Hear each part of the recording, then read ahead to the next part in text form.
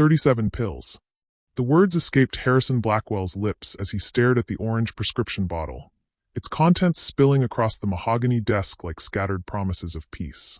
Each white tablet caught the dim afternoon light filtering through heavy curtains, and he found himself counting them again. 37 chances to finally stop the relentless ache that had consumed him for the past 3 years. The irony wasn't lost on him.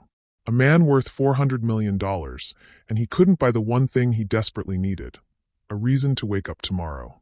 His trembling fingers traced the edge of a framed photograph lying face down on the desk. The same position it had held since that terrible December morning when the police officer's words had shattered his world into irreparable pieces. He couldn't look at their faces anymore. Couldn't bear to see Emma's bright smile or little Michael's gap-toothed grin, knowing they were nothing more than memories trapped behind glass. The grandfather clock in the corner chimed 4 times, its deep resonance echoing through the cavernous study. 4 o'clock on a Tuesday. Another meaningless marker in an endless parade of meaningless days. Harrison reached for the bottle again, but froze when he heard the familiar sound of keys jingling in the front entrance hall. Maria, his housekeeper, arrived every Tuesday and Friday at precisely 4 o'clock, a routine as predictable as his own descent into despair. He'd forgotten it was Tuesday. Quickly sweeping the pills back into the bottle, he shoved it into the desk drawer and attempted to compose himself. The last thing he needed was Maria's concerned questions, or worse, her pity. The woman had worked for him for over a decade, since before everything changed. She'd witnessed his transformation from a man who once commanded boardrooms and built empires to whatever hollow shell he'd become. "Mr. Blackwell?" Maria's accented voice drifted down the hallway, warm and genuine as always. "I brought some of that soup you liked last week." He didn't answer. He never answered anymore. Harrison listened to her footsteps moving through the mansion, first to the kitchen, then up the main staircase to tackle the guest bedrooms that hadn't seen visitors in years. She moved through his home with a quiet efficiency that both comforted and tormented him. Here was someone who still found purpose in the simple act of caring for things, while he couldn't find purpose in anything. The afternoon stretched on, punctuated only by the distant sounds of Maria working. Vacuum cleaner humming upstairs. Water running in the kitchen. The soft thud of laundry being folded. Normal sounds of a functioning household, a sharp contrast to the chaos raging inside his mind. Around 6 o'clock, her footsteps approached his study. She always saved this room for last, knowing he preferred his solitude.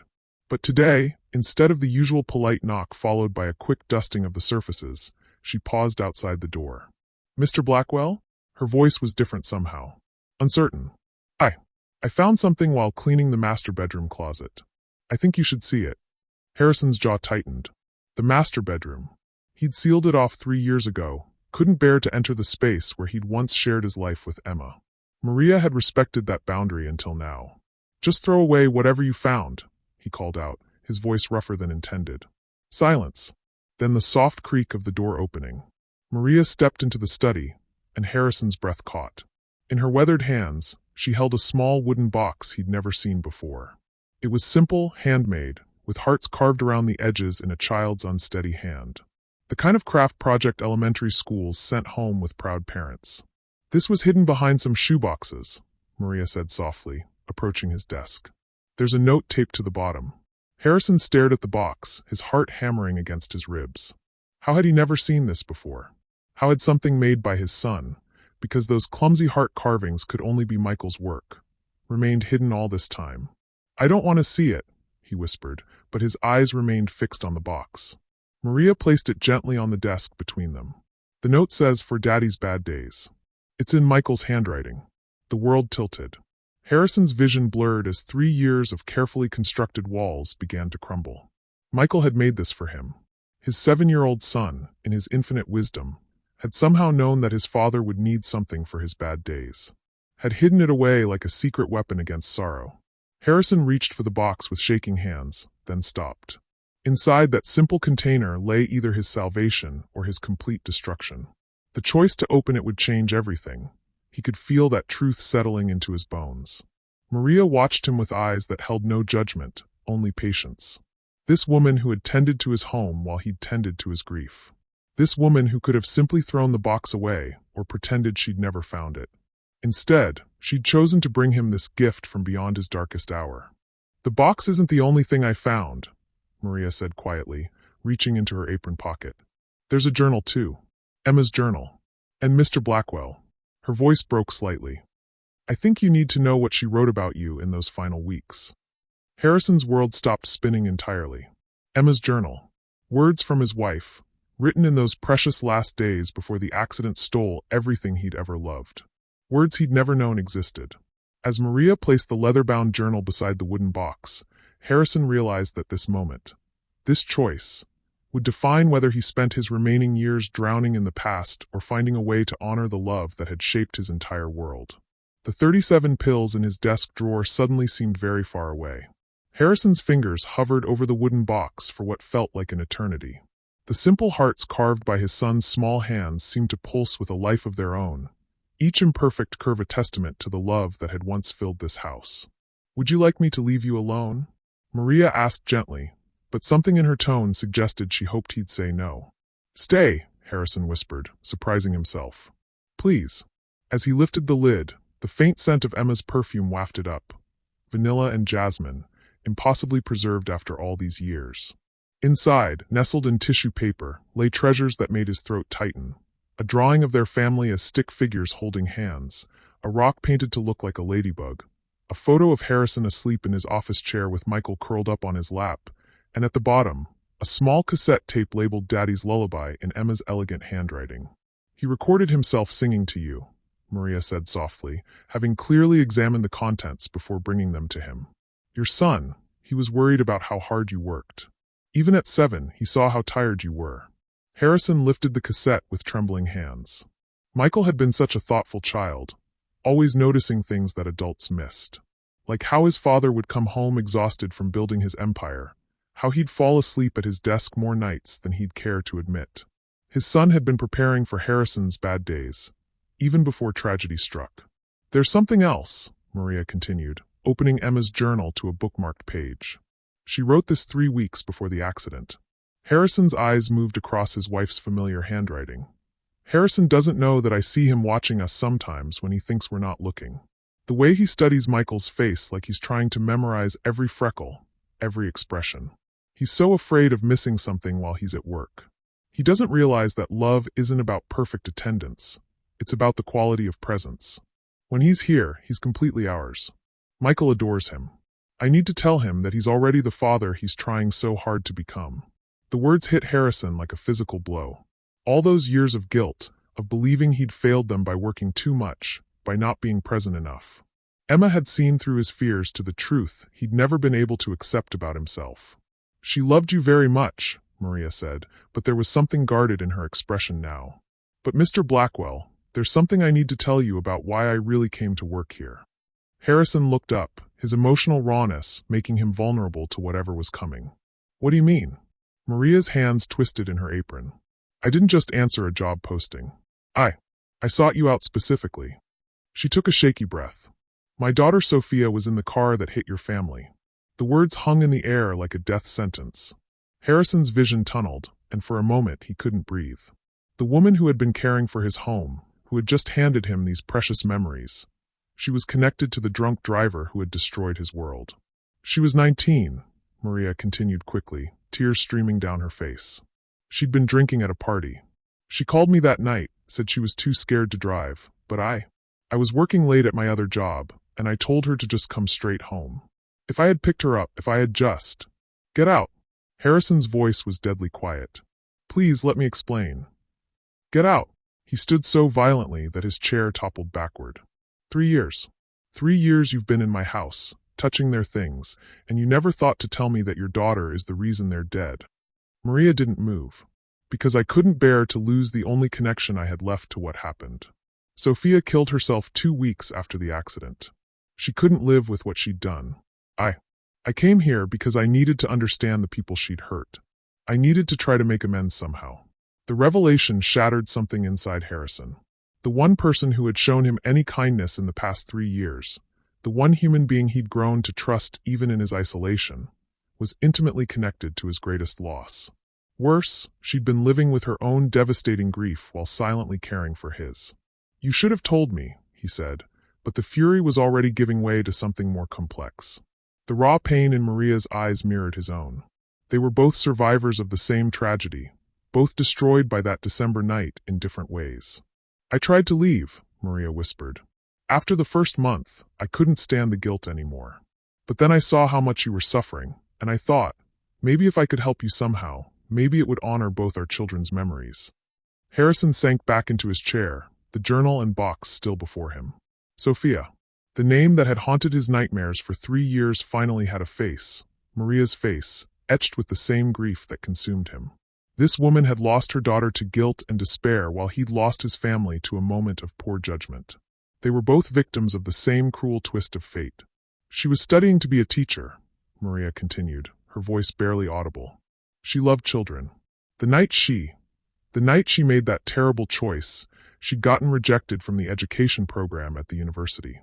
She was heartbroken, drinking to numb the pain of feeling like a failure. She wasn't a bad person, Mr. Blackwell. She was just a broken young woman who made the worst decision of her life." Harrison closed his eyes, fighting against the wave of emotions threatening to drown him.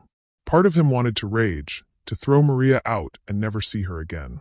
But another part, the part that had just touched his son's handmade treasures and read his wife's words of love, recognized something profound in this moment.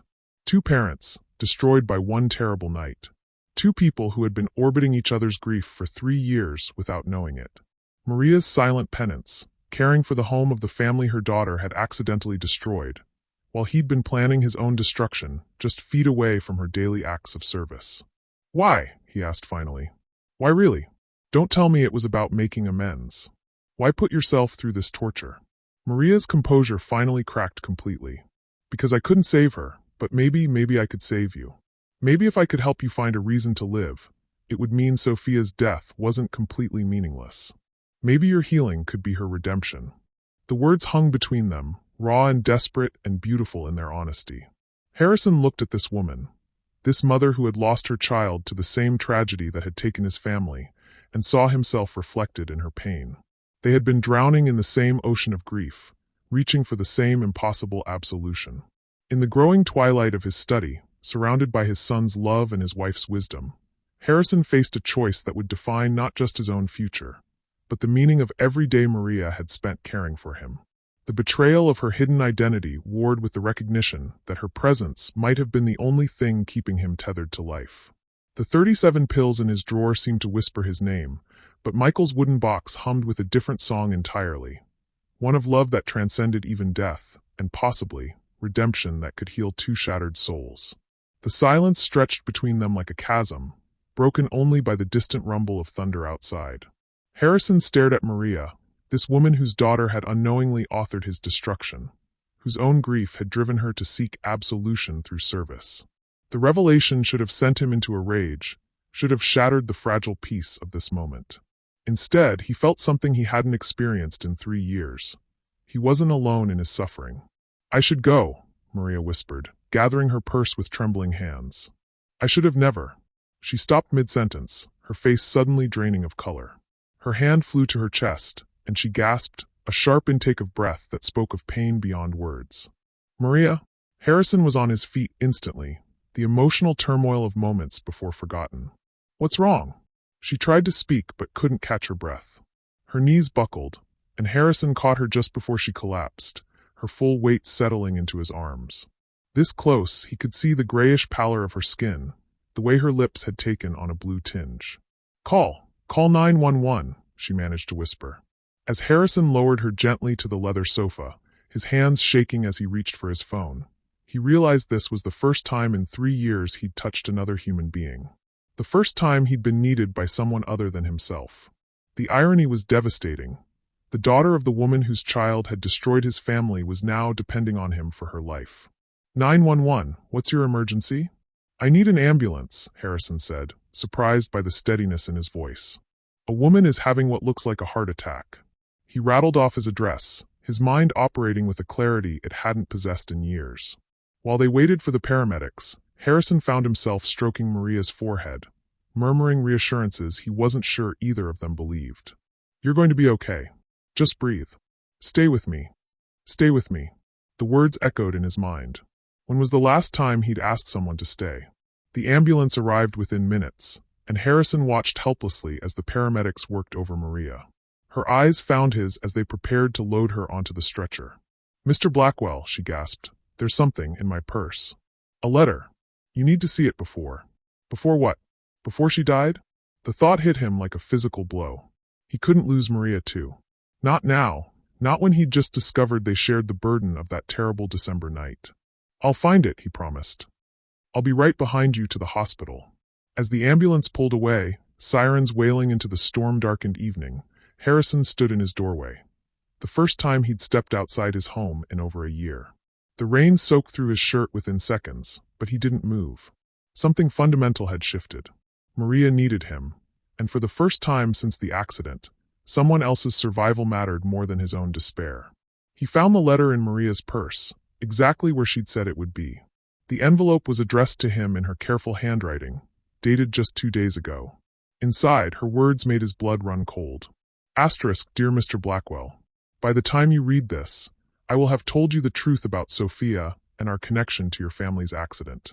I know you will want me to leave, and I will respect that decision. But there is something else you must know. Your brother Richard has been visiting my apartment for the past month. He has been asking questions about your mental state, about whether you've been making any changes to your will or business holdings. He offered me money to confirm that you are incapacitated by grief and unable to make sound decisions. He said the family is concerned about your isolation. I refused his offer, but I'm afraid he's planning something.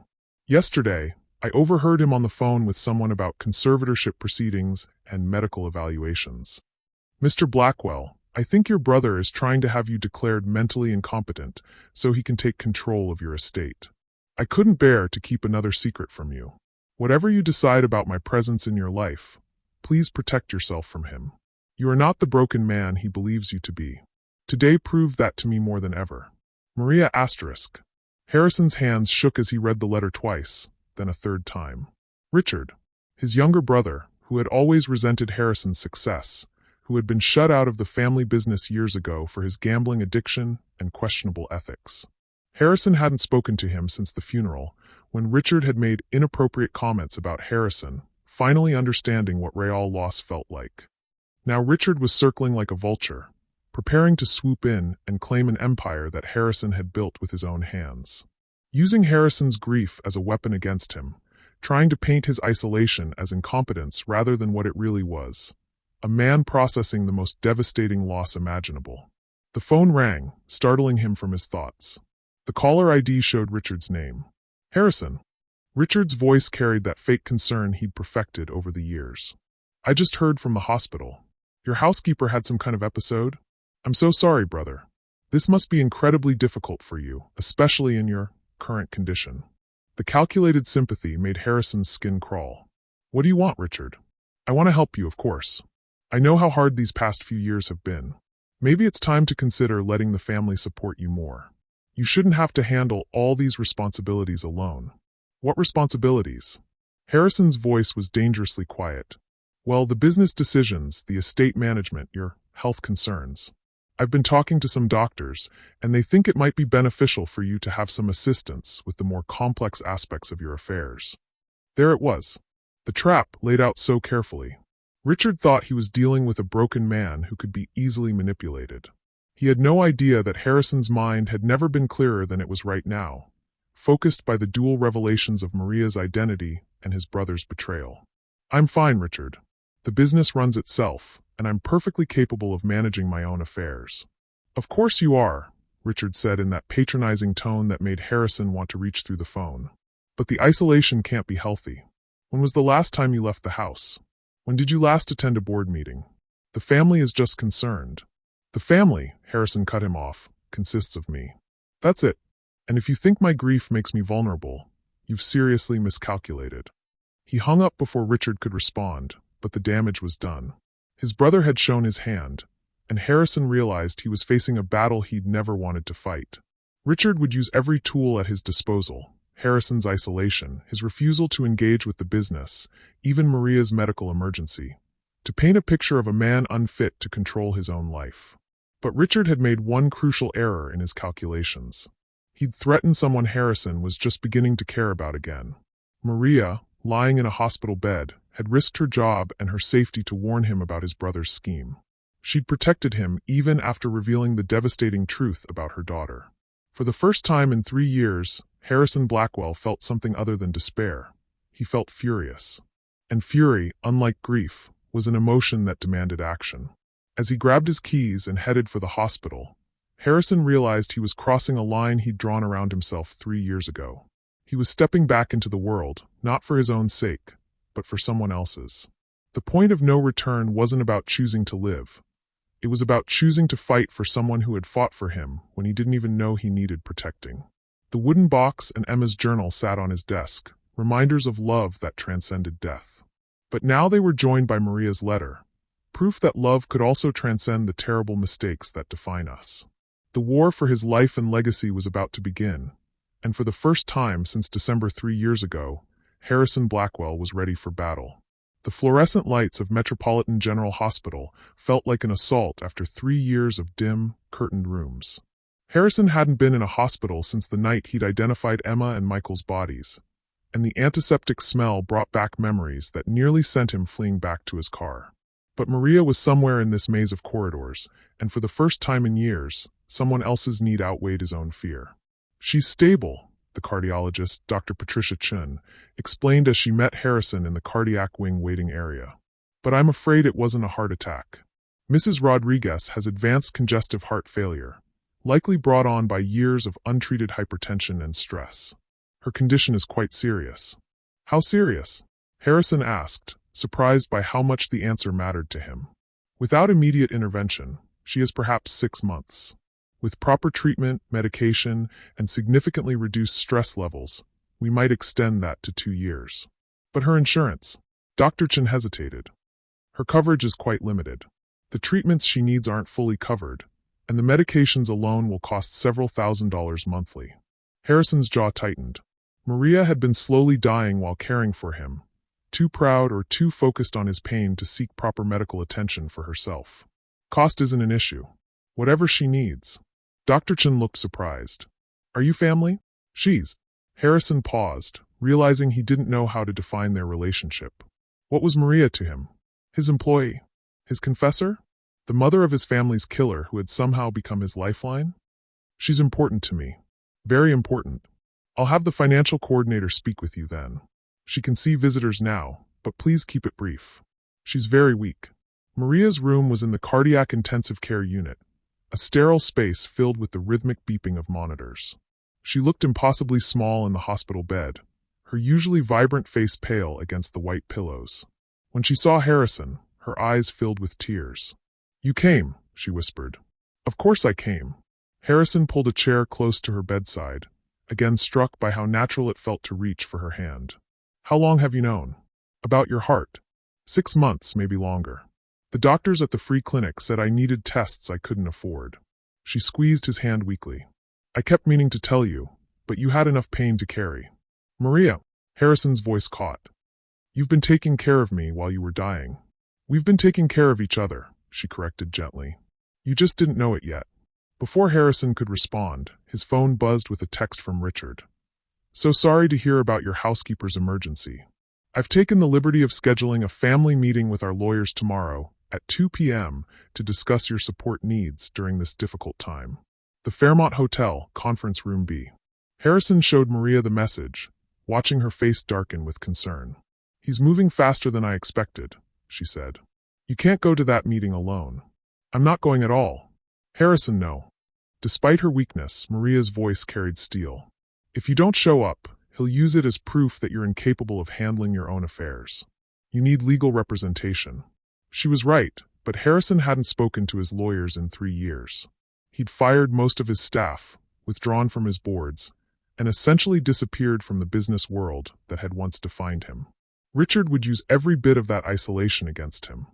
"There's someone else," Maria said carefully. "Someone who's been asking about you.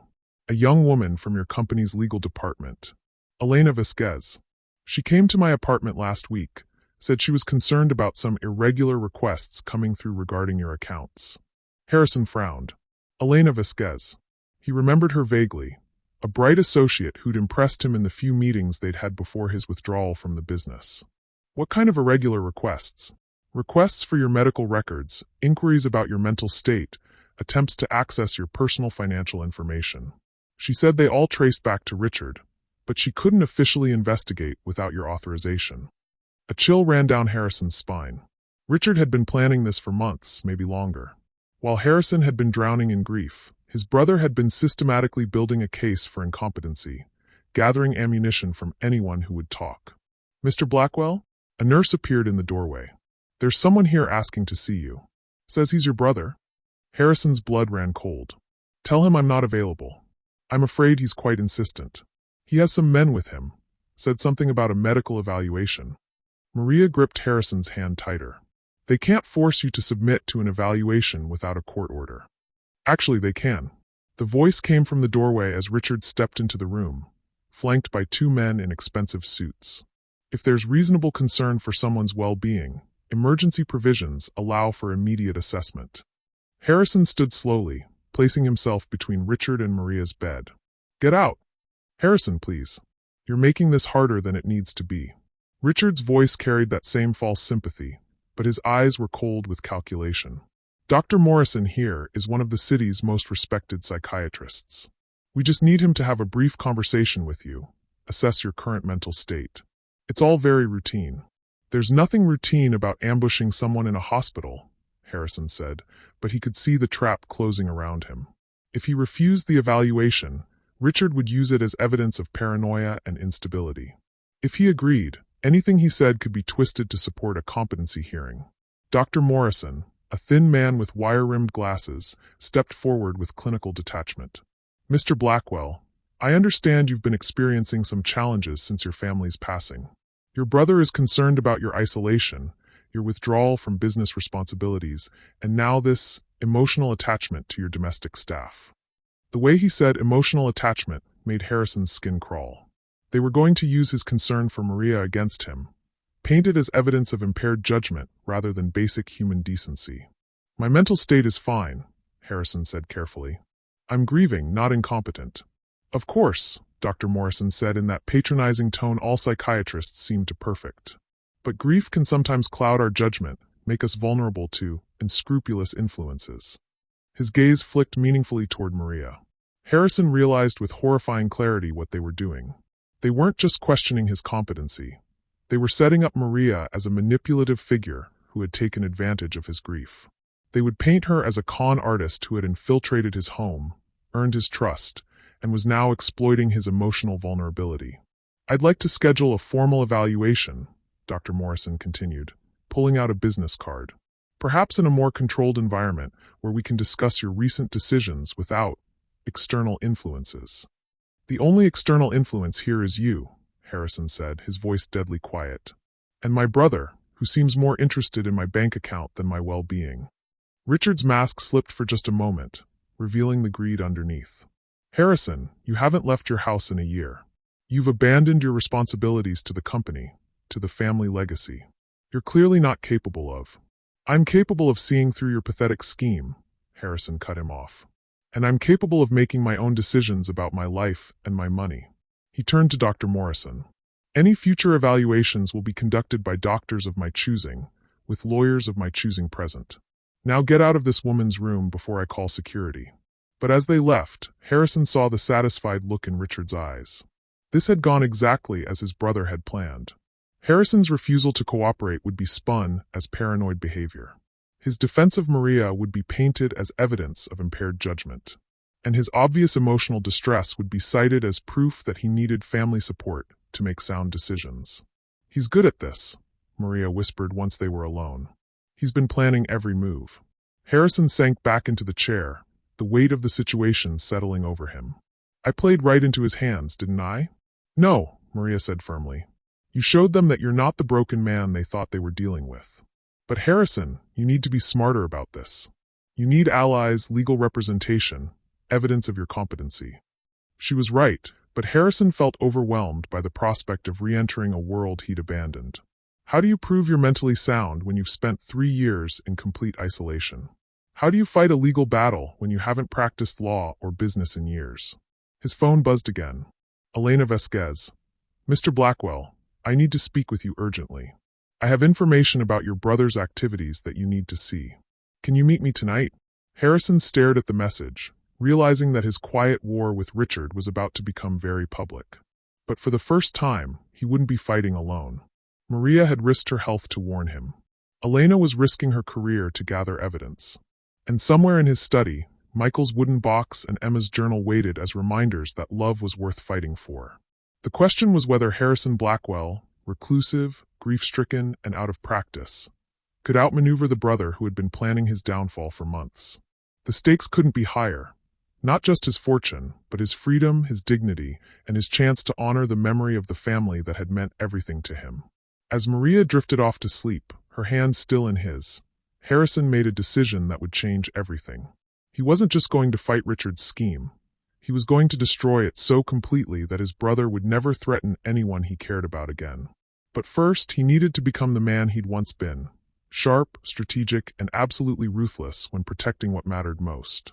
Elena Vasquez was waiting in the hospital parking garage when Harrison arrived at midnight, her figure barely visible under the flickering fluorescent lights.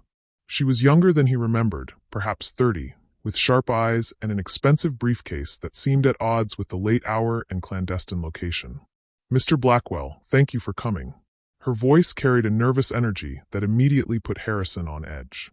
"I have documents you need to see. Evidence of what your brother has been planning." Harrison approached cautiously, Maria's warnings echoing in his mind. In the past 24 hours, his carefully constructed isolation had been shattered by revelations that kept getting worse. First Maria's identity, then her illness, then Richard's scheme. Now this young lawyer claiming to have answers. "Why the secrecy?" Harrison asked. "Why not meet in your office?" Elena glanced around nervously. "Because Richard has people everywhere. He's been planning this for longer than you know. Mr. Blackwell, what I'm about to show you will change everything you think you know about your family's accident." She opened her briefcase and pulled out a thick folder. "These are phone records, financial transactions, private investigator reports. Your brother has been orchestrating a campaign against you for almost 3 years. But it gets worse." Harrison's blood chilled as Elena spread documents across the hood of his car. Phone records showing calls between Richard and various doctors, lawyers, and financial institutions. Bank statements showing payments to private investigators who had been monitoring Harrison's every move. Medical consultations about involuntary commitment procedures. "He's been building a case for your incompetency since 6 months after the funeral," Elena continued. "But that's not the worst part. Harrison, Richard knew about Sofia Rodriguez before the accident." The words hit Harrison like a physical blow. "What do you mean he knew about her?" Elena pulled out a photograph that made Harrison's world tilt on its axis. It showed Richard sitting across from a young woman at a restaurant. A young woman Harrison recognized from newspaper photos as Sofia Rodriguez. The timestamp showed it was taken 3 days before the accident. Sofia had been working part-time at a restaurant your brother frequented. She'd confided in him about her struggles with school, her drinking, her feelings of failure. Richard had been encouraging those feelings. Harrison's hands shook as he stared at the photograph. "You're saying my brother knew the person who killed my family?" "I'm saying your brother helped create the circumstances that led to the accident." Elena's voice was barely a whisper. "Look at this." She showed him credit card receipts from the night of the accident. Richard had bought Sofia drinks at 3 different bars, had paid for her tab at the party where she'd been drinking before she got behind the wheel. Phone records showed he'd called her repeatedly that night, the last call coming just 20 minutes before the collision. "He groomed her," Elena said, her voice thick with disgust. "He found a vulnerable young woman, encouraged her drinking, her self-destructive behavior, and then made sure she was drunk and driving the night your family was coming home from the Christmas concert." Harrison's vision blurred. The careful narrative of random tragedy that had sustained his grief for 3 years was crumbling. His family hadn't died in a senseless accident. They'd been murdered by his own brother's careful manipulation. "But there's more," Elena continued, and Harrison wasn't sure he could handle anything else. "Richard didn't just influence Sofia. He's been controlling Maria too." "What are you talking about?" Elena showed him bank records, payments flowing from Richard's accounts to Maria's over the past 2.5 years. "He's been paying her, Harrison. The woman who's been caring for you, who claims to be seeking redemption for her daughter's actions. She's been on your brother's payroll the entire time." The words didn't make sense. They couldn't make sense. Maria's grief had been real, her pain authentic. The way she'd held his hand in the hospital, the tears in her eyes when she'd revealed the truth about Sophia. None of that could have been an act. "You're lying," Harrison said, but his voice lacked conviction. "I wish I was." Elena pulled out surveillance photos showing Maria meeting with Richard at various locations over the past year. "She's been reporting to him about your mental state, your daily routines, your vulnerabilities." Every detail he needed to build his incompetency case came from her. Harrison stared at the photos, feeling like he was drowning. Maria in a coffee shop, sliding an envelope across the table to Richard. Maria on a park bench, clearly distressed as Richard gestured angrily. Maria outside a legal office, emerging with Richard and his lawyers. "The letter she gave you about Richard's plans," Elena continued relentlessly, "was part of the setup. She was supposed to gain your trust by warning you about the very scheme she'd been helping him execute. Her medical emergency tonight? Convenient timing to make you feel responsible for her, to cloud your judgment even further." "No." Harrison's voice was stronger now, powered by desperate denial. "Her heart condition is real. I spoke to the doctor." "Heart condition is real," Elena agreed. "But the timing of the episode was influenced. Richard has connections at the pharmaceutical level. A small adjustment to her medication schedule, and voila, a medical crisis that makes you her protector instead of her employer." Harrison backed away from the documents, from Elena, from the devastating truth she was laying out.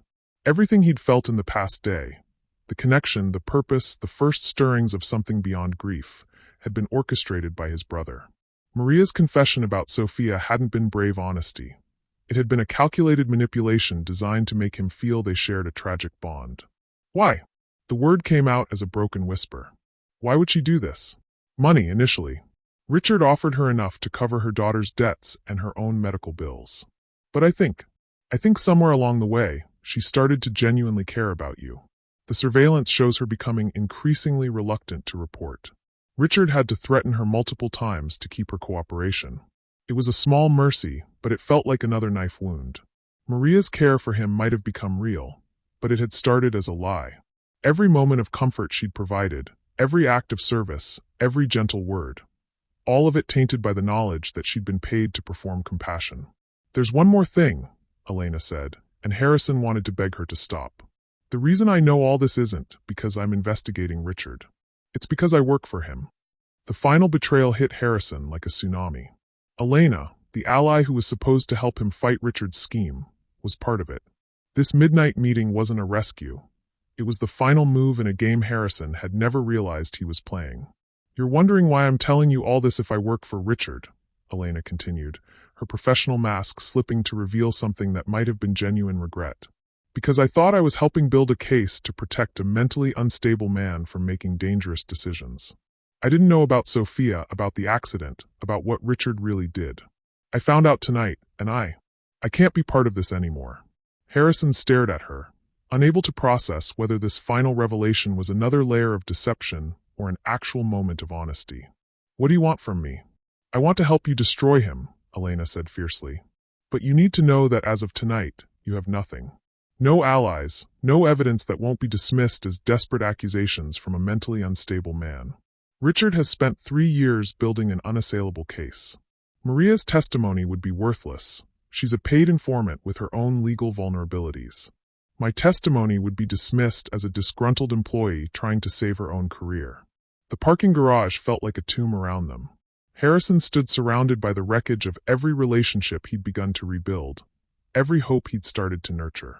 His brother had murdered his family, and then spent 3 years psychologically torturing him. The woman he'd begun to trust had been performing compassion for money. And now his supposed ally was revealing herself as another layer of the conspiracy. "What happens now?" Harrison asked, feeling hollow. "Now you go home to your empty house," Elena said quietly. "Tomorrow, Richard will use Maria's medical emergency and your emotional reaction to it as proof that you're making irrational decisions. He'll use tonight's meeting with me as evidence that you're becoming paranoid and unstable. By the end of the week, you'll be facing a formal competency hearing with no credible defense." Harrison looked at the documents scattered across his car, the evidence of his brother's methodical destruction of his life. 3 years of careful manipulation, designed not just to steal his fortune but to break his mind completely. Richard hadn't just wanted Harrison's money. He'd wanted to destroy him so thoroughly that he'd never recover. Unless, Elena said carefully. Unless what? Unless you're willing to become the man your brother thinks you're not anymore. The man who built an empire, who didn't accept defeat, who fought for what mattered to him. Elena's eyes glinted in the fluorescent light. Richard's scheme depends on you remaining the broken, isolated victim you've been for 3 years. But what if you weren't that man anymore? Harrison stared at her, recognizing the challenge behind her words. She was offering him a choice: remain the victim of his brother's elaborate psychological warfare, or transform back into the predator he'd once been. What did you have in mind? He asked quietly. Elena smiled, and for the first time since she'd started talking, Harrison saw something that might have been hope. I have an idea, but it's going to require you to trust me one more time, even though I've already betrayed you once. As Harrison considered her proposal, he realized that the naive hope he'd felt just hours ago, the possibility of healing, of finding peace through connection with Maria, was dead.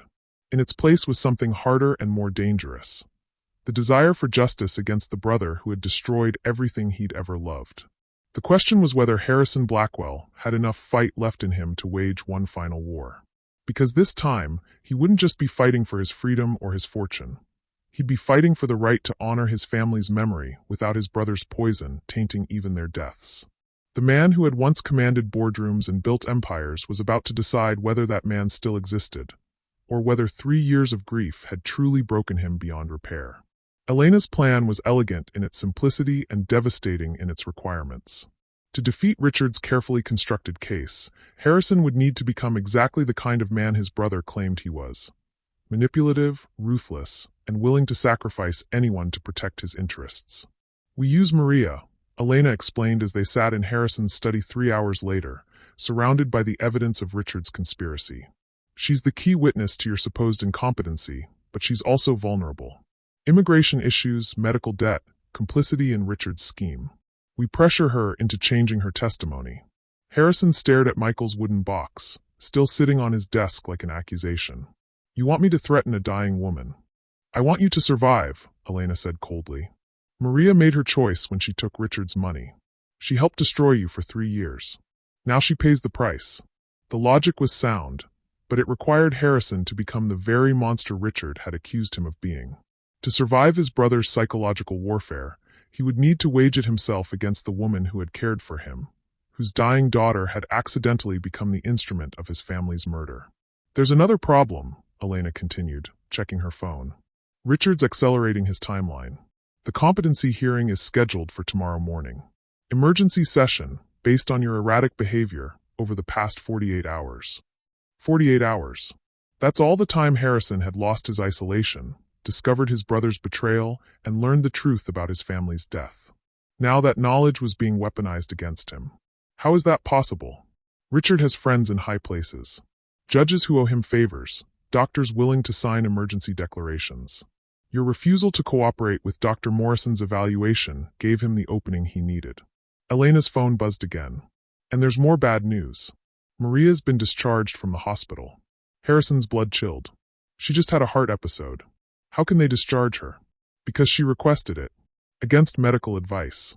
She's at your house right now, probably cleaning out her things and preparing to disappear. Elena met his eyes. Or preparing to testify that you've become dangerously unstable and obsessed with her. The trap was closing from every direction. Tomorrow morning, Harrison would face a judge with Richard's carefully selected evidence. 3 years of isolation, refusal to manage his business affairs, emotional instability demonstrated by his attachment to his housekeeper, and paranoid accusations against his concerned brother. Maria's testimony would be the final nail in the coffin, a victim's statement about her employer's declining mental state. We need to go, Elena said, gathering her files. If we're going to pressure Maria into changing her story, it has to be tonight. As they drove toward Harrison's mansion, Elena laid out the specifics of their strategy with clinical precision. They would confront Maria with evidence of her payments from Richard, threaten her with prosecution for fraud and conspiracy, and offer her a choice. Testify in Harrison's favor or face deportation and criminal charges.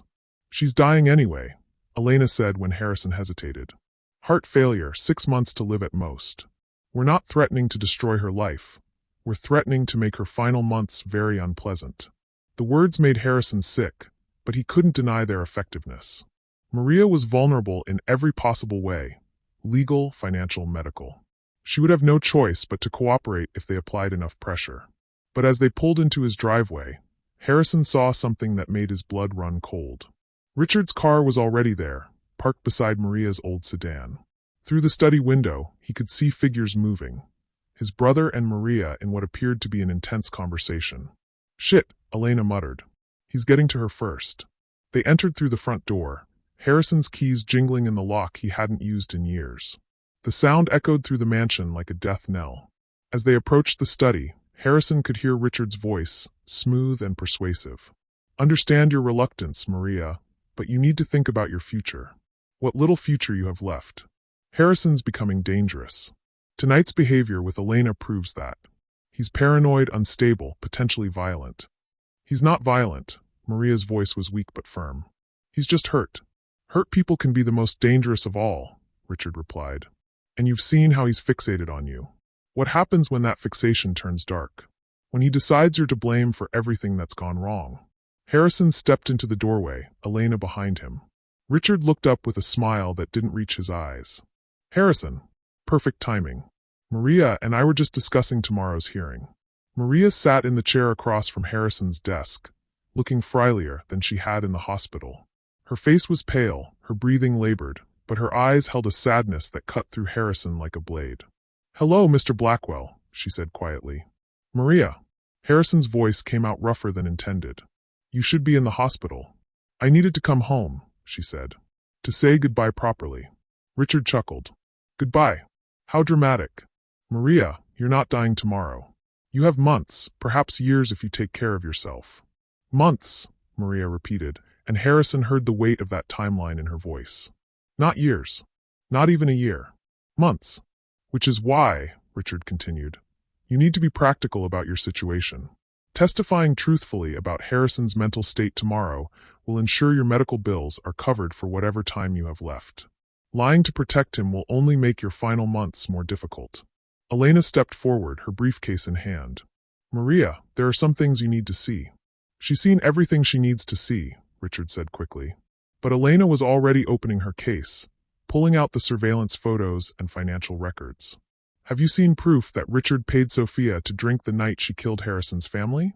Have you seen evidence that he orchestrated the entire accident?" Maria's face went white. "What?" "Don't listen to them," Richard said, but there was panic in his voice now. "Elena works for me. This is all part of Harrison's paranoid fantasy." "I did work for you," Elena corrected, spreading the photos across Harrison's desk. "Until I found out what you really are." Maria stared at the photographs of Richard with Sophia, the phone records, the evidence of payments and manipulation. Her breathing became even more labored, and Harrison saw her hand move to her chest. "You knew," she whispered, looking at Richard with growing horror. "You knew Sophia was going to be driving that night. You made sure she was drunk." "I provided opportunities," Richard said, his mask finally slipping completely. "Sophia made her own choices. Just like you've been making your own choices for the past 3 years. I took your money to help my daughter pay off her debts," Maria said, her voice growing stronger despite her physical weakness. "I thought I was helping you protect a broken man from making bad decisions." "And you were," Richard replied smoothly. "You helped me document 3 years of Harrison's decline. You provided evidence of his isolation, his inability to function, his growing instability. Tomorrow, you'll complete that service by testifying about his recent erratic behavior." "No." Maria's voice was quiet but absolute. "I won't." Richard's expression hardened. "Maria, I don't think you understand your position. You're in this country on an expired visa. You've been accepting payments under false pretenses. You've been party to a conspiracy that could be construed as elder abuse. One phone call from me, and you'll spend your final months in federal detention." Harrison watched Maria's face crumble as the full weight of her situation became clear. She was trapped just as thoroughly as he was, caught between impossible choices that would define her final days on Earth. "But if you testify tomorrow," Richard continued, "all of that goes away. You continue receiving medical coverage until the end. You die in peace instead of in a detention center." The silence stretched between them, heavy with the weight of moral compromise. Harrison realized that Elena had been right. To defeat Richard, they would all need to become monsters. Even Maria, dying and desperate, was being forced to choose between her conscience and her survival. "There's another option," Elena said quietly. All eyes turned to her.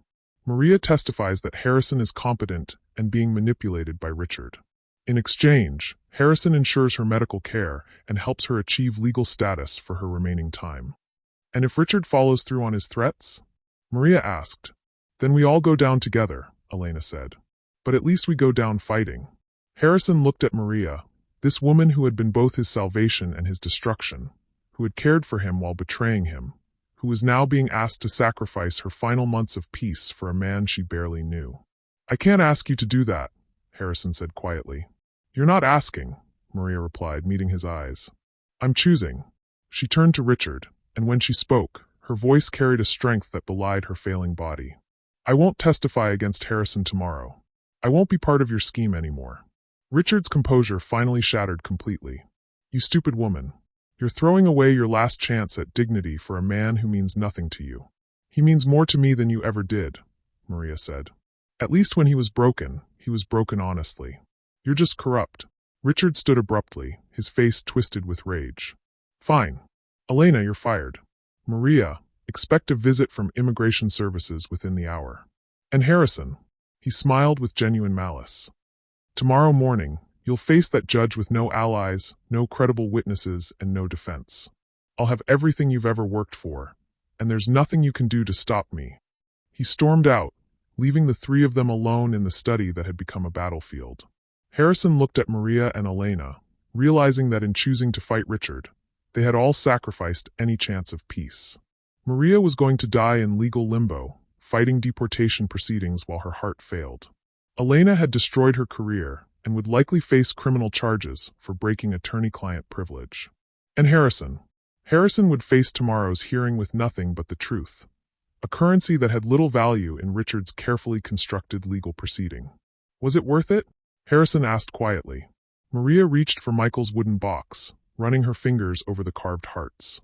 "Your son made this for your bad days," she said. "I think he would want you to fight for it." As they sat in the growing darkness, Harrison realized they had passed the point of no return. Tomorrow would bring either their complete destruction or their salvation, and the outcome would depend on whether three damaged people could somehow find the strength to overcome a man who had spent years planning their defeat. The calm before the storm settled over them like a shroud, and Harrison found himself praying to whatever power might be listening that love could somehow triumph over the machinery of betrayal that had consumed his life. But in his heart, he feared they had already lost everything that mattered, and tomorrow would only make their defeat official. The competency hearing was set for 9 a.m., but at 6:30, Harrison's phone rang with news that changed everything. "Maria's in intensive care," Dr. Chen's voice was grim. "She collapsed around midnight. Her heart is failing rapidly. If you want to see her, you need to come now." Harrison dressed in the first business suit he'd worn in 3 years, his hands shaking as he tied a tie that felt like a noose. The irony was crushing. On the day he was fighting for his mental competency, the woman who had become his anchor was dying. Elena met him at the hospital, her face pale with exhaustion. "There's something else," she said as they hurried toward the cardiac unit. Immigration Services raided Maria's apartment at 3 a.m. Richard wasn't bluffing. "They have a deportation order ready to execute the moment she's medically stable." "She's not going to be medically stable," Harrison said quietly. They found Maria connected to multiple machines, her breathing shallow and labored. But her eyes were alert when she saw Harrison, and she managed a weak smile. "You look handsome in that suit," she whispered. "Like the successful man you used to be." Harrison took her hand, noting how cold it felt. "Save your strength. Don't talk." "I have to talk," she said urgently. "Before the hearing. There's something I never told you about Sophia. About the night she died." Elena leaned forward. "Maria, what are you talking about?" "Sophia didn't kill herself because of guilt over the accident," Maria said, each word an effort. "She killed herself because Richard threatened her. He told her that if she ever spoke about their meetings, about how he encouraged her drinking, he would make sure I was deported and lost my job. She died to protect me." Harrison's blood chilled. "He threatened a 19-year-old girl into suicide? She left me a letter. I kept it hidden because I was afraid, but..." Maria reached under her pillow with trembling fingers. It's all here. Everything Richard said to her, how he manipulated her, how he planned the timing of the accident. The letter was written in Spanish, Sophia's handwriting shaky with emotion and alcohol. Elena translated quickly, her voice breaking as she read. Mama, by the time you read this, I'll be gone. I can't live with what I did, but I also can't live with what he made me do. The man who bought me drinks tonight, Richard Blackwell, he knew about the family in the car. He knew they would be driving home from the Christmas concert. He made sure I would be drunk and driving at exactly the right time to cross their path. He said it was just supposed to be an accident that would hurt his brother, make him sad. He didn't tell me there would be a child. When I saw the little boy's face, Mama, I can't breathe. But if I tell anyone what Richard did, he said he would hurt you. So I have to make a different choice. I love you. Please forgive me. The letter fell from Elena's shaking hands. Harrison stared at it, the final piece of Richard's monstrous puzzle clicking into place. His brother hadn't just orchestrated an accident. He had driven a young woman to suicide to cover his tracks. 2 families destroyed by one man's greed and ambition. We have him, Elena breathed. This letter proves premeditation. Richard could face murder charges. But Maria was shaking her head weakly. The letter won't be admissible. Sophia's dead. I'm dying. And I was being paid by Richard when I received it. Any prosecutor would say it's fabricated evidence. Harrison's phone buzzed, a text from Richard. Court in 2 hours. Hope you're ready to lose everything, brother. P.S. How's your dying maid this morning? The casual cruelty of the message crystallized something in Harrison's mind. Richard wasn't just stealing his fortune. He was taunting him with the deaths he'd caused, mocking the suffering he'd orchestrated, treating human lives like chess pieces in his elaborate game. There is a way, Harrison said slowly, an idea forming that made his stomach turn. But it requires me to become everything Richard says I am. Elena looked at him sharply. What do you mean? I throw myself on the mercy of the court. Admit that I've been incompetent, that my grief has made me unable to manage my affairs. Accept Richard's conservatorship willingly. Harrison, no, Maria gasped. You can't give up. I'm not giving up, Harrison said, his voice growing stronger. I'm setting a trap. If Richard becomes my conservator, he gains legal access to all my business records, all my accounts, all my transactions, including the ones that will prove his payments to Sophia, his conspiracy with Dr. Morrison, his manipulation of you. Elena's eyes widened as she understood. You're going to let him win so you can destroy him from the inside. It's more than that, Harrison continued. As my conservator, Richard becomes legally responsible for my well-being. If I'm harmed while under his care, if I have another mental health crisis or accident, he faces criminal liability. He'll be trapped by his own victory. But you'll lose everything, Elena protested. Your freedom, your fortune, your reputation. Harrison looked at Maria, whose eyes held a mixture of admiration and horror. I lost everything 3 years ago when Richard murdered my family. Money and reputation are just things. But if I can make sure he pays for what he did to Emma, Michael, and Sophia, that's worth any sacrifice. Maria squeezed his hand with what little strength she had left. It's too dangerous. If Richard realizes what you're doing, then I need to make sure he doesn't realize until it's too late. Harrison stood, his decision crystallizing into cold determination. Elena, I need you to draft documents transferring power of attorney to Richard. Make it look like I'm having a complete breakdown in court. I can't be part of this, Elena said, backing away. If Richard finds out I helped you set this up, I'll face charges for conspiracy, malpractice, fraud. Then don't help, Harrison said simply. Go to the hearing, act surprised when I confess to being incompetent, and let Richard think he's won legitimately. Elena stared at him, torn between self-preservation and the desire to see justice done. Finally, she shook her head. I can't abandon you now. But Harrison, this plan depends on you being able to outmaneuver Richard while legally under his control. If you miscalculate, if he's smarter than you think, then I'll die trying to honor my family's memory, Harrison said. It's a better death than the one I was planning 3 days ago. A nurse appeared in the doorway. Mr. Blackwell, you have visitors. Your brother and several other men. They say they're here for Mrs. Rodriguez. Harrison's jaw tightened. Richard was coming to claim his victory early, to parade Maria's deportation as evidence of Harrison's inability to protect even his own staff. The bastard couldn't wait for the hearing. He wanted to twist the knife personally. Tell them to wait, Harrison said. I'll be out in a moment. He turned back to Maria, knowing this might be the last time he saw her alive. I want you to know that these past few days, having someone care about what happened to me, it saved my life. Even if it started as a lie, it became real. You became real to me. Tears rolled down Maria's cheeks. You saved my life too. You showed me that taking care of someone could be about love, not just guilt. Mr. Blackwell? The nurse was back, looking nervous. They're saying they have legal papers. Something about Mrs. Rodriguez's immigration status. Harrison kissed Maria's forehead gently. Rest now. Let me handle Richard. As he walked toward the door, Elena caught his arm. What if this doesn't work? What if you sacrifice everything and he still wins? Harrison thought of Michael's wooden box, of Emma's journal entries about love and presence, of Sophia's letter describing her final moments of despair. Then at least I'll have tried to be the man they deserved, instead of the broken shell Richard wanted me to become. He straightened his tie, checked his watch, and prepared to walk into the most important performance of his life. In 2 hours, he would stand before a judge and convince everyone, including Richard, that Harrison Blackwell had finally succumbed to 3 years of grief and manipulation. The greatest irony was that becoming incompetent might be the most competent thing he'd done since the night his family died. By accepting defeat, he was positioning himself for the only victory that mattered: justice for the people who had paid the ultimate price for his brother's ambition.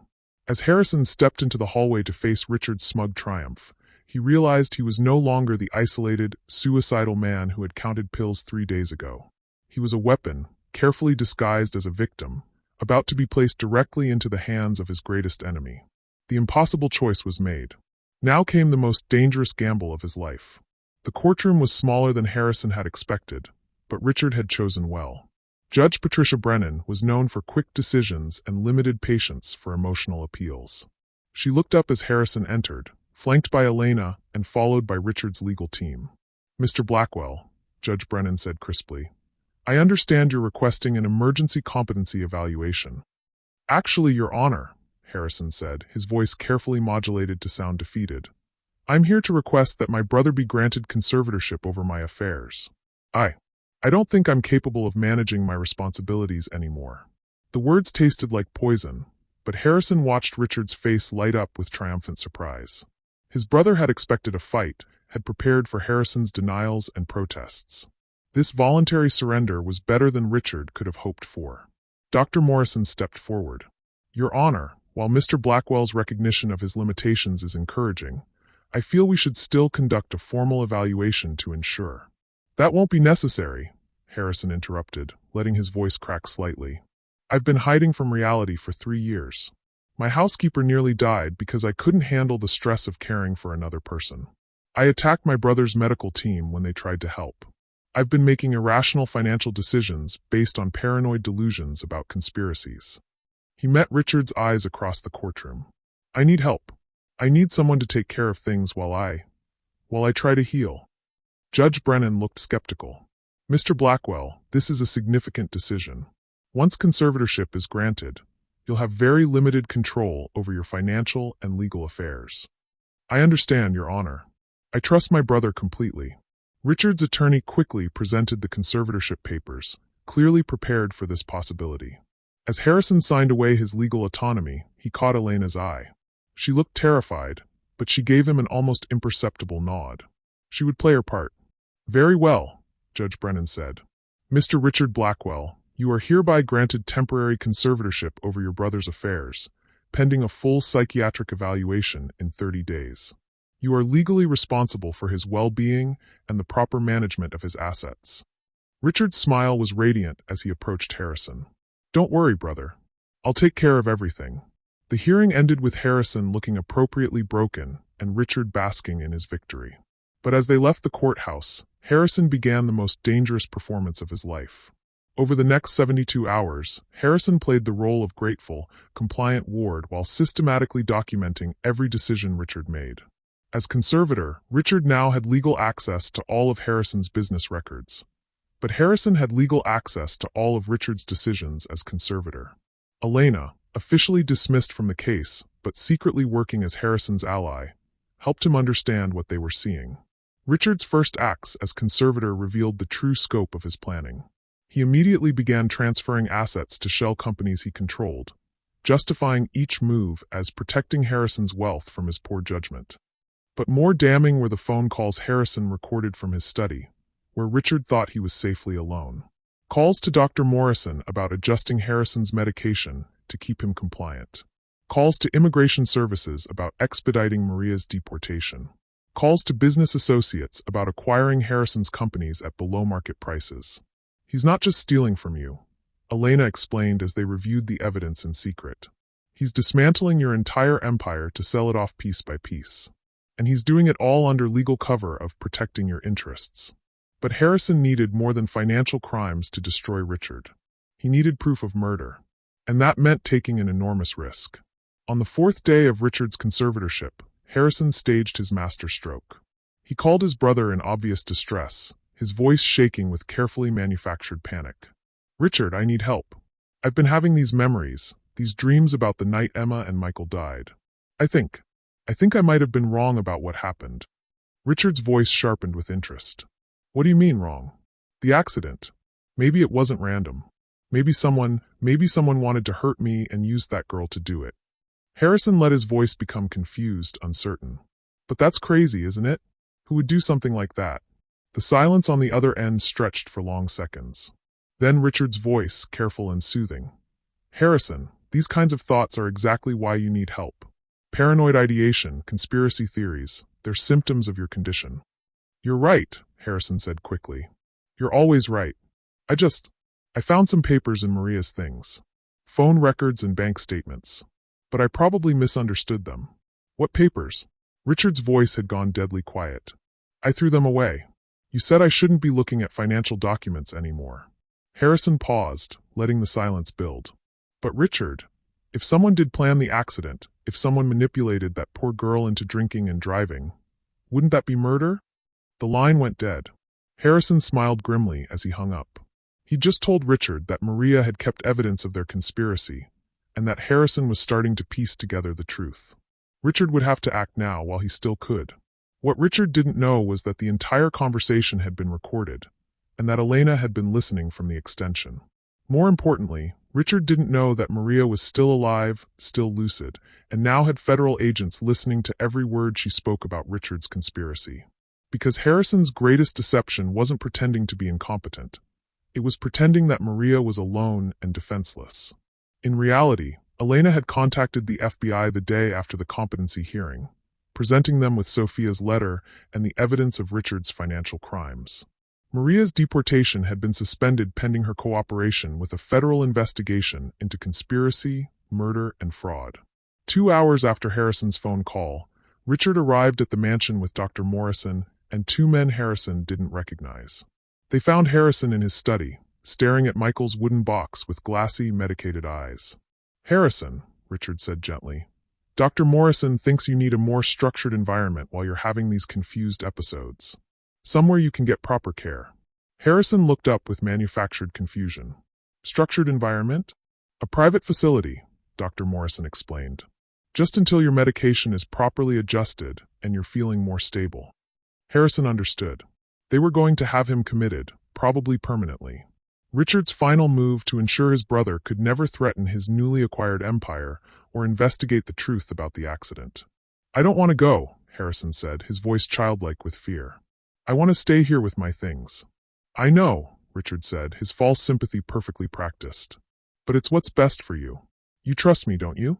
Harrison nodded slowly, then looked directly at his brother.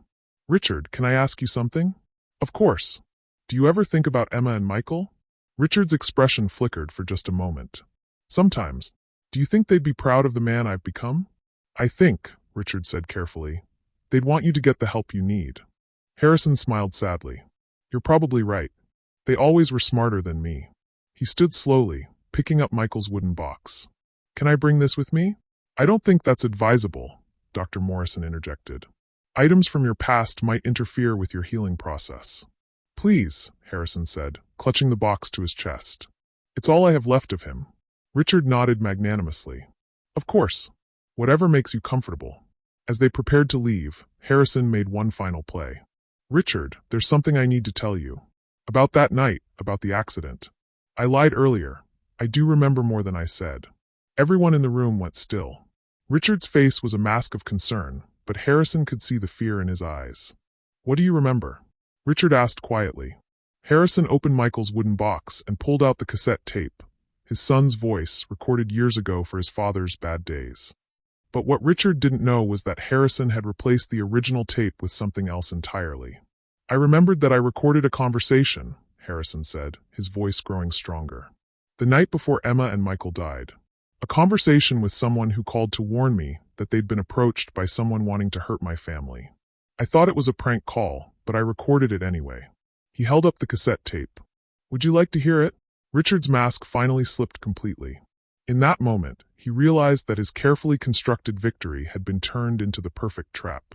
As Harrison's conservator, Richard was legally responsible for preserving his ward's assets, including evidence that might exonerate him. Destroying the tape would be a crime, but allowing it to be played would destroy him utterly. "Harrison," Richard said, his voice tight with panic, "you're not thinking clearly. These delusions. FBI!" Nobody moved. The study door burst open as federal agents flooded the room, weapons drawn.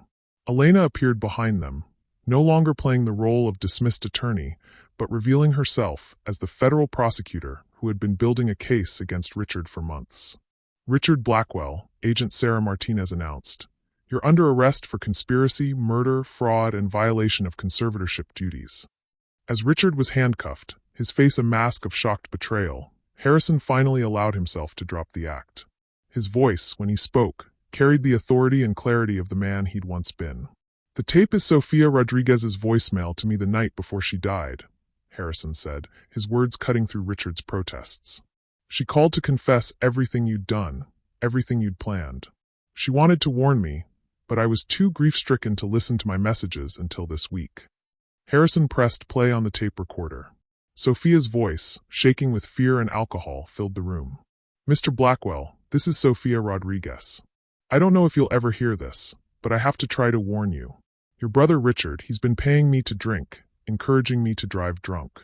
Tonight he told me exactly which route to take home, exactly what time to leave the party. He showed me pictures of your car, your license plate. He said it would just be a small accident, just enough to make you sad, to make you need family support. But Mr. Blackwell, I'm scared. I'm so drunk I can barely see, and he's insisting I drive home right now. If something terrible happens, if I hurt someone, please know that I never wanted. I'm sorry. I'm so sorry."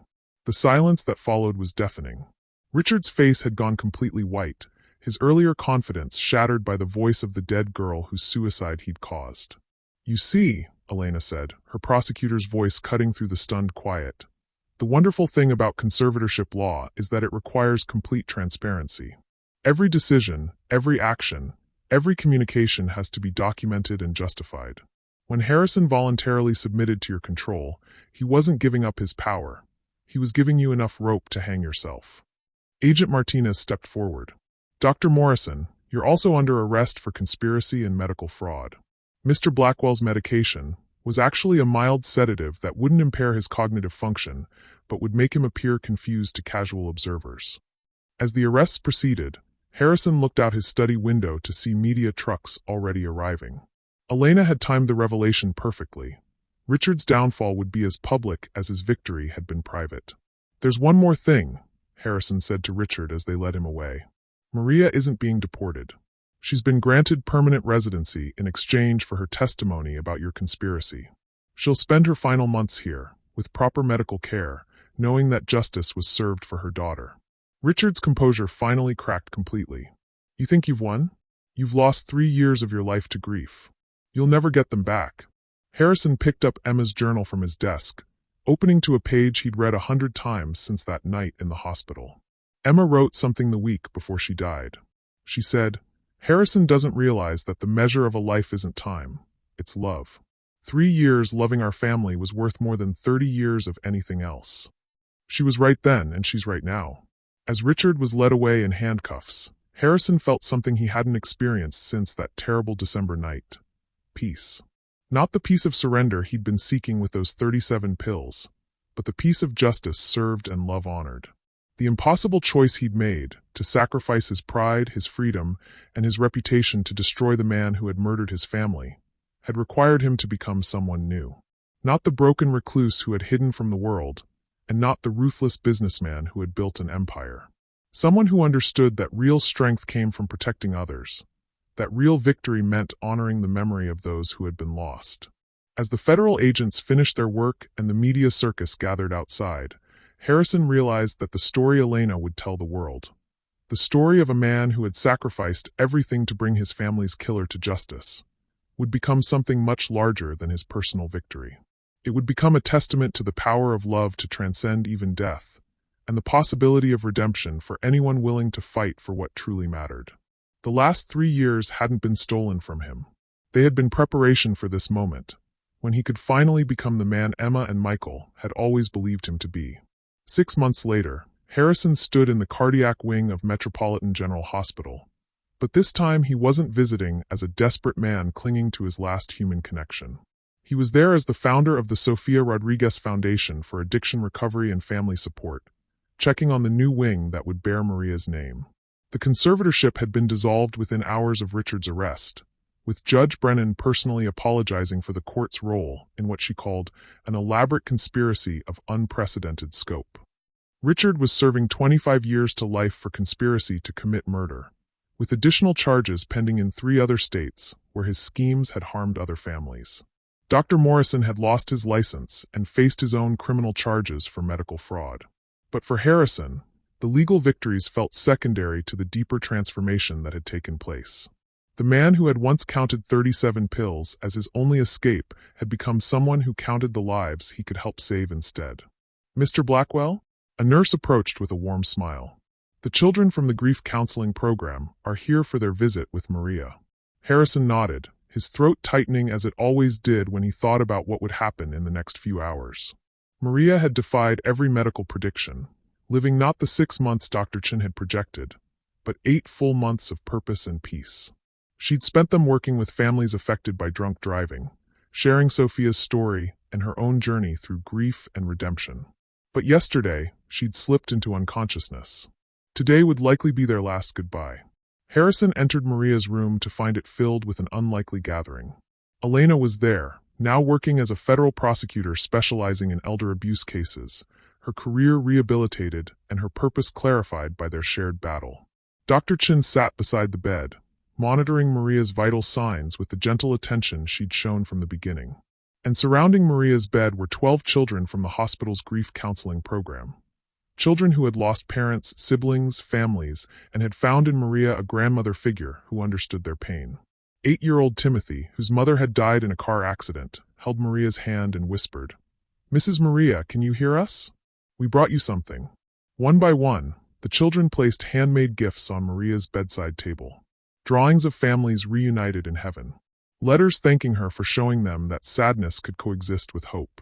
A wooden box, crafted in the hospital's art therapy program, with hearts carved around the edges in deliberate imitation of Michael's gift to his father. "She helped us understand that sometimes people who hurt us are hurting too," 10-year-old Sarah explained to Harrison. Mrs. Maria said her daughter made a terrible mistake, but that didn't make her a terrible person. "She taught us that forgiveness doesn't mean forgetting, it means choosing love instead of anger." Harrison wiped away tears as he listened to these children. Children who had every reason to be bitter and broken, speak about redemption and understanding with wisdom that surpassed most adults. Maria had taken the worst tragedy of her life and transformed it into a gift for others carrying similar burdens. Elena approached him quietly. "The documentary crew wants to interview you when you're ready. The story's going to air next month, and early screenings suggest it'll have significant impact." The documentary, The Maid's Gift, had started as Elena's idea to expose Richard's crimes, but had evolved into something much more profound. It told the interconnected stories of Harrison's grief, Maria's redemption, Sophia's tragic manipulation, and the ripple effects of one family's destruction and another's healing. Preview audiences had responded with an outpouring of support for addiction recovery programs and grief counseling services. "There's something else," Elena continued. "The Blackwell Foundation has received over 10 million in donations since the story broke. Harrison, people aren't just moved by what happened to you. They're inspired by what you chose to do with your pain." Harrison looked around the room, at the children whose lives Maria had touched, at Elena whose career had been transformed by their fight for justice, at Dr. Chun, whose dedication to her patients had been validated by their story. The foundation they'd created wasn't just helping people. It was multiplying compassion exponentially, creating a network of support that stretched far beyond what any of them could have imagined. Around noon, Maria's breathing began to change. Dr. Chin gently ushered the children out, promising they could say their final goodbyes. As each child hugged Maria's unconscious form and whispered their thanks, Harrison was struck by the profound dignity of this moment. This woman, who had started as a paid spy in his home, was leaving the world surrounded by love she had earned through service and sacrifice. As the last child left, Maria's eyes fluttered open for the final time. Her gaze found Harrison immediately, and she smiled with an effort that spoke of her remaining strength being poured into this last gift. "Did I do enough?" she whispered. Harrison took her hand, thinking of all the lives she'd touched, all the healing she'd facilitated, all the love she'd shared despite carrying her own devastating grief. "You did everything.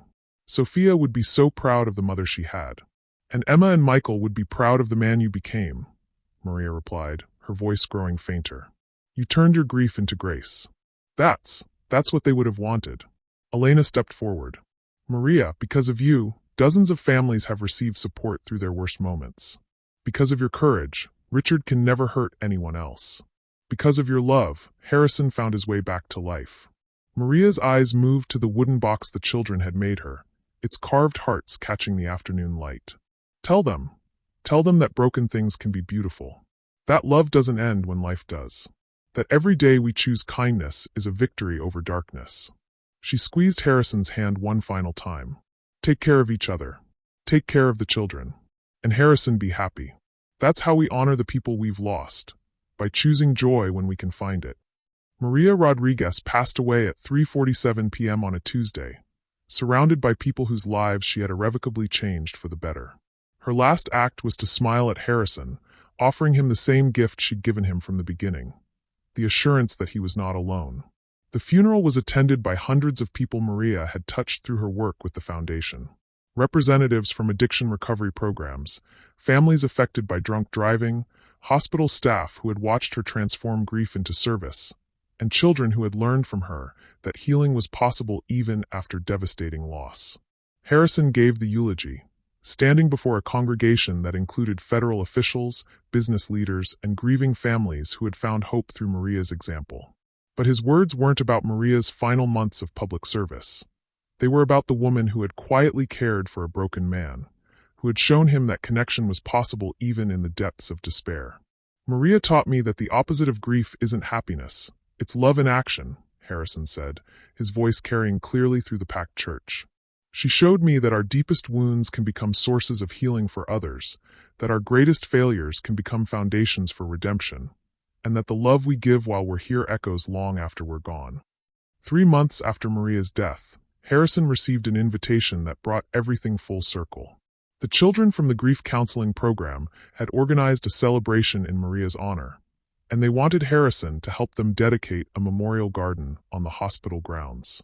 As Harrison arrived at the ceremony, he was astonished by what he found. The garden was beautiful, a peaceful space with benches for quiet reflection, flowering trees that would bloom each spring, and in the center, a sculpture of intertwined hands that seemed to reach toward the sky. But more meaningful than the physical space was what it represented, a community of healing that had grown from the seeds Maria had planted. Timothy, now 9 and much more confident, served as the ceremony's master of ceremonies. "Mrs. Maria always said that gardens grow best when people take care of them together," he announced to the gathered crowd. "This garden isn't just for remembering sad things. It's for growing hope." Harrison was invited to unveil a plaque that would serve as the garden's centerpiece. As he pulled away the covering, he read the inscription with tears in his eyes. "The Maria Rodriguez Memorial Garden. Broken things can be beautiful. A place where grief becomes grace. Where love outlasts loss. Where every act of kindness plants seeds of hope." Sarah, now 11, stepped forward with a special presentation. "Mr. Harrison, we made something for you too." She handed him a wooden box, clearly crafted by many small hands working together. The hearts carved around its edges were imperfect but deeply meaningful, and inside, Harrison found letters from each child in the program. "We wanted you to have your own box for bad days," Timothy explained. "But these letters aren't just for when you're sad. They're for reminding you that you helped save us too." As Harrison read through the letters, stories of healing, messages of gratitude, and expressions of love from children who had learned to hope again, he realized that his journey had come full circle. 3 years ago, he had discovered his son's gift for his father's bad days. Today, he was receiving the same gift from children who had learned about love and resilience from the woman who had saved his life. Elena, who had become more than a colleague but a true friend, joined him as the ceremony concluded. "How are you feeling?" she asked. Harrison looked around the garden, at the children playing among the flowers, at the families finding comfort in this space of shared healing, at the memorial that would ensure Maria's legacy lived on long after everyone present had passed away.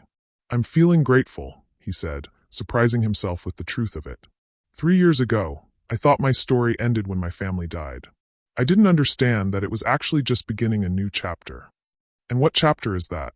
Harrison smiled, thinking of the foundation that bore Sophia's name, the programs that honored Maria's memory, the children who were learning that love was stronger than loss. The chapter where we choose to let our broken places become doorways for other people's healing, where we discover that the love we've lost doesn't disappear, it transforms into the love we give. 6 months later, Harrison received a letter that would define the next phase of his journey. It came from a widower in Seattle whose wife had died in a drunk driving accident, a man who had seen the documentary about Harrison's story and was asking for guidance on how to transform his own grief into something meaningful. The letter was followed by dozens more. People who had lost children, spouses, parents, siblings. People who had made terrible mistakes and were seeking redemption. People who felt isolated by their pain and were looking for connection. Each letter was a reminder that the story of Harrison, Maria, and Sophia had become something larger than their individual experiences. It had become a beacon for anyone struggling to find meaning in the aftermath of loss.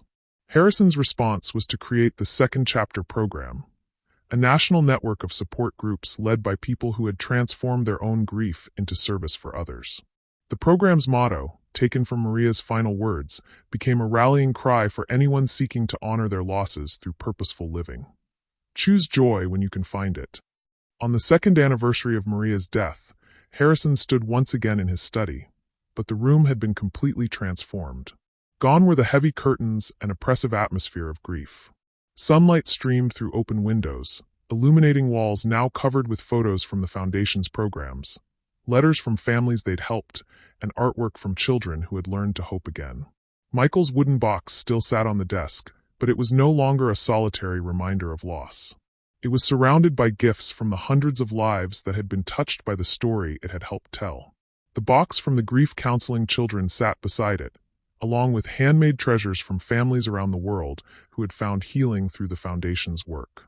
Emma's journal was open to the page Harrison read every morning, her words about love and presence serving as a daily reminder of what truly mattered. But next to it lay Maria's final letter, written in her last conscious moments and given to Elena for Harrison. "My dear Harrison, when I first came to your house, I thought I was seeking forgiveness for Sophia's actions. I realize now that what I was really seeking was permission to believe that broken people could still be useful, that failed mothers could still offer something valuable to the world. You gave me that permission by allowing me to care for you, and then you gave me something even more precious, the chance to matter to someone again. In helping you heal, I found my own healing. In serving your recovery, I discovered my own redemption. The work we started together will continue long after we're both gone. Every family that finds support, every child that learns to hope again, every person who chooses love over bitterness, they are the true monuments to our children's memory. Thank you for showing me that grace isn't something we earn. It's something we give, and in giving it, we receive it ourselves. All my love and gratitude. Maria." As Harrison finished reading Maria's letter for what felt like the 1,000th time, his phone rang with yet another request for the Foundation's help. This time, it was a mother whose teenage son had died by suicide, a woman who felt responsible for missing the signs and was drowning in guilt. "Mrs. Patterson," Harrison said as he answered the call, his voice carrying the warmth and authority of someone who had walked through the darkest valleys and emerged with hope intact. "I'm so sorry for your loss. Let me tell you about a program we have that might help. And Mrs. Patterson, your story isn't over. This is just the beginning of a new chapter, one where your son's memory becomes a source of healing for other families." As he spoke to this grieving mother, Harrison realized that the 37 pills he had once counted as his escape had been replaced by something infinitely more powerful. The knowledge that every day he chose to live was an opportunity to honor not just Emma and Michael's memory, but the memory of Sophia, Maria, and all the people whose lives had intersected with his story. The maid's gift had been more than just her care, or her confession, or even her final sacrifice. Her gift had been showing Harrison that love doesn't end when life does. It multiplies, spreading from one broken heart to another, creating an endless network of healing and hope. The whole world hadn't just sobbed at their story. The whole world had been changed by it, one family, one child, one choice to love instead of hate at a time. And that transformation continued every day, in grief support groups and addiction recovery programs, in memorial gardens and foundation offices, in the hearts of people who had learned that their deepest wounds could become sources of healing for others. Harrison Blackwell had been a millionaire with nothing left to live for. Now he was a man with everything to live for, not because his circumstances had changed, but because he had discovered what Maria had known all along, that the meaning of life isn't found in avoiding suffering, but in transforming suffering into service, grief into grace, and love lost into love shared. The story that had begun with a man counting pills in despair had become a testament to the truth that every ending can be a new beginning. Every broken thing can be made beautiful, and every choice to love is a victory over darkness. What did this story teach you about finding purpose in pain and the power of human connection to heal even the deepest wounds? Drop your thoughts in the comments and subscribe for more stories that will change how you see the world.